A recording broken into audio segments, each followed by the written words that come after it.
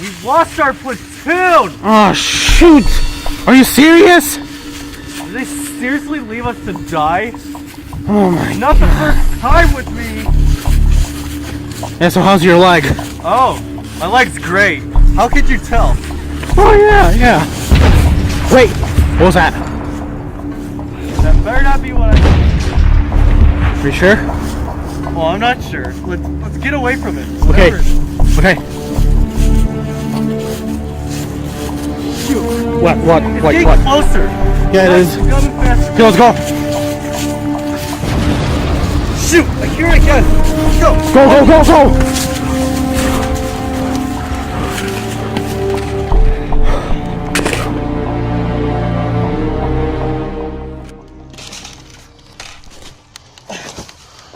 Okay.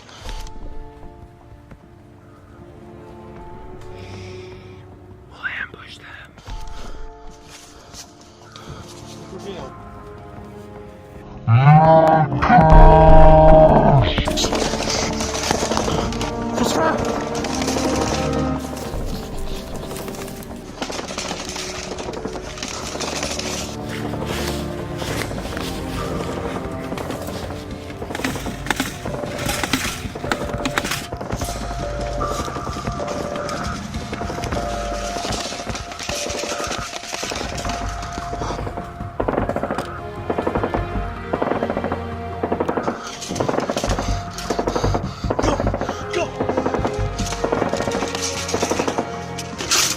Stay here. What do you mean? What do you mean, Christopher?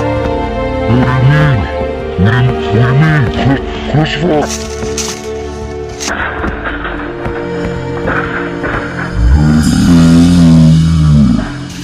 Oh, Christopher!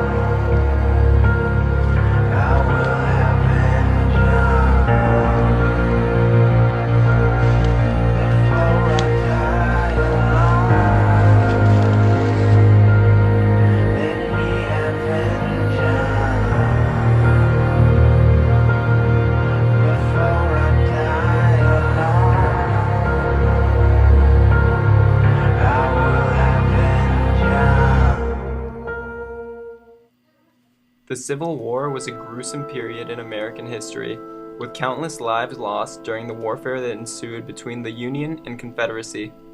Battles such as Bull Run and Antietam, the bloodiest day in America, exemplify the horrors of the war. However, the hardship did not end there for many soldiers. Captured in combat, many soldiers on both sides were sent to prison camps, where they endured unbearable living conditions and struggled to stay alive.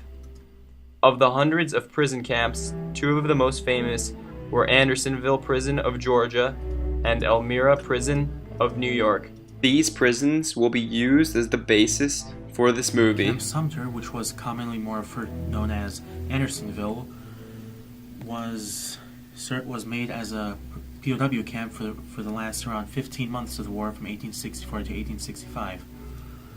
At its height, it held only around 45,000 prisoners, which was only around 10% of the whole prison population, but it accounted for around 23% of the prisoner fatalities, or in its prison term population, around 13,000 soldiers. As we entered the place, a spectacle met our eyes that almost froze our blood with horror. Before us were forms that had once been active and erect, stalwart men, now nothing but mere walking skeletons covered with filth and vermin. Many of our men exclaimed with earnestness, "Can this be hell?" Robert H. Kellogg. When prisoners entered through the large wooden entrance of Andersonville Prison, they quickly found out that they would be stripped of the basic necessities of life. Many of the soldiers would never again see their homes or families, and instead they remained shelterless, exposed to the harsh seasonal conditions. With no lodging, the prisoners were forced to construct their own makeshift shelters, which were called shebangs. The shebangs were thrown together with common materials such as cloth, tree limbs, and brush that the prisoners could find scattered around. Although it was a valiant effort at preserving themselves, these shebangs were not sufficient in protecting the prisoners from the environment. Prisoners suffered from the external conditions all year round. During the winter, it was the freezing cold temperatures, and during the summer, it was the sweltering heat. Once they arrived at Andersonville, soldiers realized that they had very little shelter, and so they were forced to improvise. These improvised shelters were called shebangs, and they were most often constructed from mud bricks, cloth, tree limbs, brush, anything that the soldiers can take and use to make any sort of shelter for themselves and for their fellow prisoners. The same lack of shelter was prevalent in Elmira Prison of New York as well, but to an even more severe degree. Commander of this camp, Union Colonel William Hoffman, was notorious for his brutal sadism. Prisoners would be given very little shelter as they were forced to sleep out in the open. Exposed to the elements, many perished due to the severe cold of the New York winters and the heat of the summers. The men were lying partially nude and dying and lousy, a portion of them in the sand, and others upon boards which had been stuck up on little props, pretty well crowded together, a majority of them in small tents, looking to be tents that were not very serviceable at best. John C. Bates. In addition to only having miserable makeshift shelters, the prisoners in the camps lacked proper clothing to insulate them during the winters. Men with soiled and torn garments were lucky to have anything at all, as many prisoners roamed the camps naked. 2 guards seized me, took my knife, hat, blanket, and shoes. This was done quickly, and I was ordered to keep quiet and go to the further end of the pen, where some guards had my stripped comrades herded in a corner like a flock of shorn sheep. Some had lost all but their shirts and drawers. They skinned us of all the clothes that were not too much worn. Samuel S. Boggs. Others still died due to inadequate rations doled out by the camp commander, who was ironically later decorated after the war for saving $2 million from the U.S. Treasury that should have been allocated to the proper feeding and care of the prisoners. Proper nutrition was another basic necessity that was abstained from the prisoners. The prison camps operated on a ration system where each individual is given a very small portion of food for the entire day. The food was never appetizing or filling and consisted mainly of meat and cornmeal. Occasionally, camp commanders like Henry Wurz of Andersonville would even cease all prisoner rations for extended periods of time to instigate the torment of hunger as a form of punishment. The once strong and burly soldiers withered away into nothing but skin and bones, walking skeletons suffering day after day. Notably, the food and water arrangements at many of these prison camps was appalling. At Andersonville, the standard daily ration was a quarter pound of cornmeal with a pound of beef, no vegetables or fruits. To make the situation even worse, The rations were often uncooked, leaving the starving prisoners with no other choice than to ingest the already disgusting and raw meats. Hungry prisoners were driven mad and resorted to hunting rodents as a food source. You can tell from images they had nothing to eat. Like these soldiers used to have full bodies. Now they just have a thin layer of skin covering their skeleton. The majority of deaths in the prison camps were because of starvation, and that's not hard to believe. It's very easy for a camp to control their food supply. Clean water was also a major problem in the prison camps, as there was no separation between drinking water and bathing water. In Andersonville, there was a slim stream called Stockade Branch that flowed through the campgrounds. It was the only water supply in the prison, and as a result, it was used for drinking, washing clothes, and bathing. For further contamination, the prison outhouses often overflowed after rainfall, and the contents covered the ground and seeped into the water supply. The polluted water was a major reason why so many of the prisoners suffered from diseases like cholera and dysentery. That was our drinking water. Like, are you serious? They expect me to drink the same water someone washed themselves in? One that both a human and a red squirrel peed in? I wasn't in for it. So many people died from dehydration. Yes, there was water, but if you drank it, you got dysentery. So just the water situation made you a dead man. Makeshift hospitals were established in some of the prison camps to treat the rapidly dying population of prisoners. However, the prison camps lacked medicines, and the treatments ultimately were ineffective.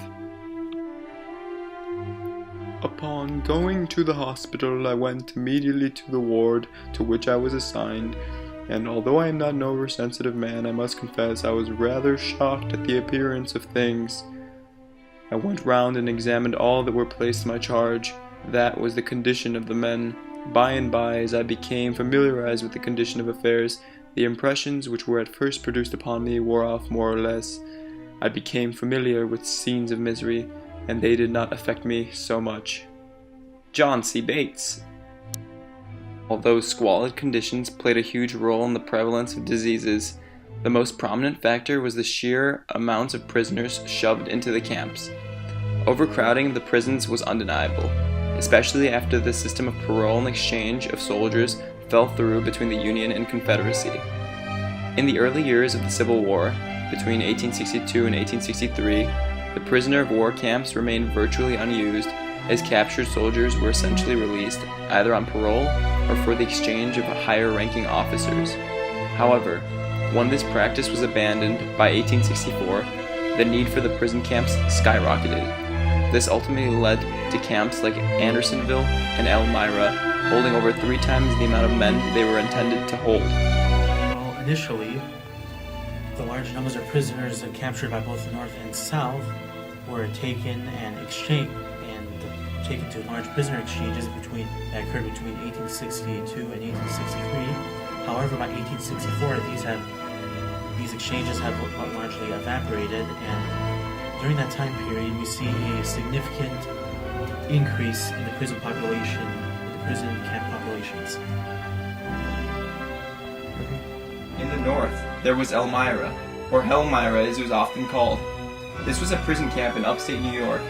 It was designed to have a maximum capacity of approximately 4,000 prisoners, but within the first month of its operation, the population had swelled to over 12,000 prisoners of war. When it had finally ceased operation in September of 1865, 3,000 were dead, with a mortality rate of 25%. Overcrowding of the prisons was arguably the most notable reason for the various hardships the prisoners experienced. The shortage of food and supplies and the disease and filth can all be attributed to the fact that the prison camps were filled to the brink with people, leaving no breathing space. When examining the use of prison camps in the Civil War, it becomes evident that the camps were for the most part not run efficiently on both sides of the war. The prisons were introduced with the purpose of simply holding enemy combatants throughout the duration of the war, not exterminating the enemy soldiers. Through serious neglect of the living conditions of the prisoners, prisoner of war camps were transformed into nightmare-inducing facilities, where a man's will would likely be broken. The prison camps accounted for approximately 10% of all of the fatalities in the Civil War, and exemplify the inhumanity that resonated from this bloody period of American history. I am not throwing away my shot. I am not throwing away my shot. Hey yo, I'm just like my country. I'm young, scrappy, and hungry, and I'm not throwing away my shot.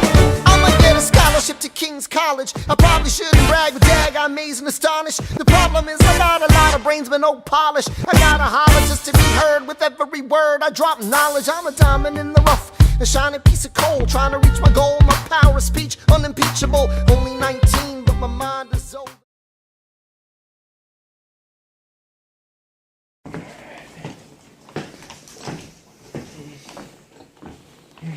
Standard bullet wound in the chest. Okay, no big deal. Alright. Let's see what we got here. Alright. Nice. Nice. What is that? Don't worry. You need to relax. Alright. Very good, very good. Okay, let's see how deep this wound is. Alright.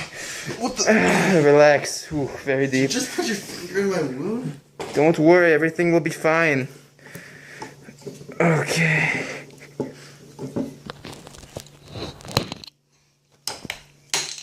Okay. Oh, what is that? Don't worry. Stop questioning it. Oh! Stop questioning it. Oh! Stop questioning it. Stop questioning it. Relax. Oh, here. Here, bite this. Bite this. Okay. Alright, we need to amputate. Oh, it hasn't been washed for 4 days. It's okay. It's okay. Oh, he's not responding.